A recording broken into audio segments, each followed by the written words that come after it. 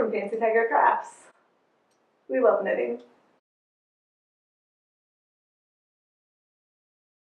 Now that you know how to cast on and knit, there's one other stitch to learn, and it's called the purl stitch. Purling and knitting make up almost everything you do in knitting, so once you know both of them, you can make almost anything. I have my work started. Always I'm holding the stitches on the needle in my left hand, and I have my working needle in the right hand. The difference between purling and knitting, one of the main differences, is that in knitting you're holding your working yarn behind the needle. For purling, you're going to bring that working yarn in front of the needle and you're going to keep it there for the whole row. I have the working yarn held in front. I'm going to take my working needle, stick it into the first stitch, and I'm going to be pointing it to the back of the work. So from the front, pointed to the back, as opposed to the knit stitch, which we go in this way. Purling, we're going to go in this way.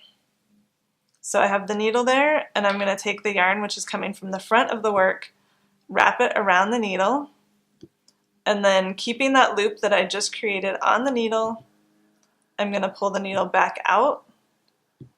I've made one stitch on my working needle, and now the stitch that I've just worked is going to come off the left needle. I've just purled one stitch.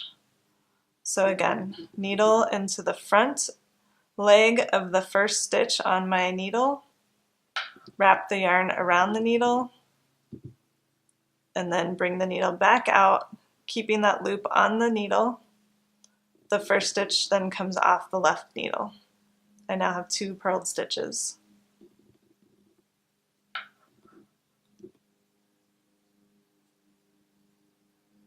You're just going to keep working all the stitches like this. We're purling this entire row. So I'm just purling every stitch that's on my left needle. So again, needle in the front, wrap the yarn around the needle, keep that loop on and bring the needle back out, take that stitch off the left needle.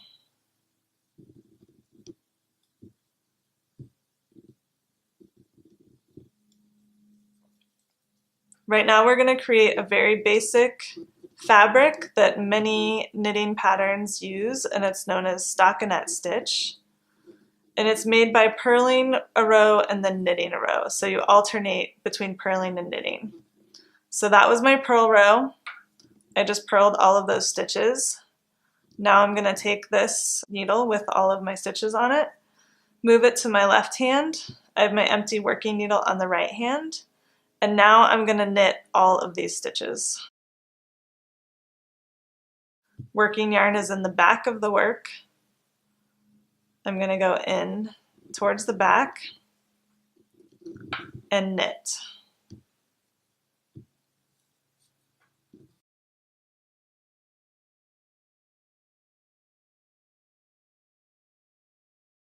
And I'm just knitting every stitch in this row.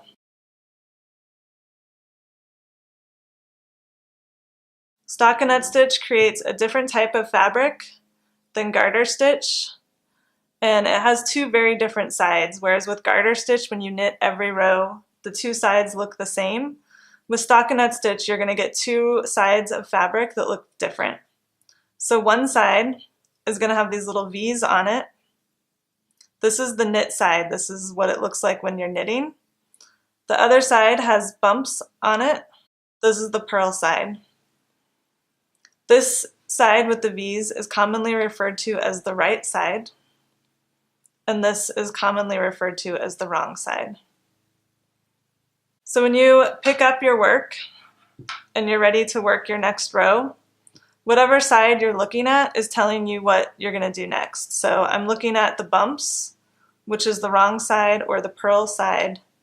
So this tells me that I'm going to purl this row.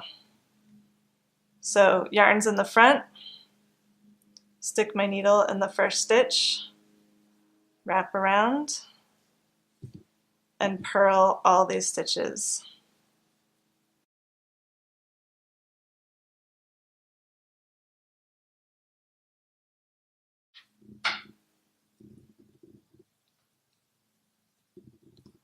Now I'm looking at the right side with the V's and I'm gonna knit.